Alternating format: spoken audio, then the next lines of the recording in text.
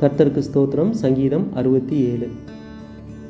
தேவனே, பூமியில் உம்முடைய வழியும் எல்லா ஜாதிகளுக்குள்ளும் உம்முடைய இரட்சண்யமும் விளங்கும்படியாய் தேவரீர் எங்களுக்கு இறங்கி எங்களை ஆசீர்வதித்து உம்முடைய முகத்தை எங்கள் மேல் பிரகாசிக்க பண்ணும். தேவனே, ஜனங்கள் உம்மை துதிப்பார்களாக, சகல ஜனங்களும் உம்மை துதிப்பார்களாக. தேவரீர் ஜனங்களை நிதானமாய் நியாயந்தீர்த்து பூமியில் உள்ள ஜாதிகளை நடத்துவீர்.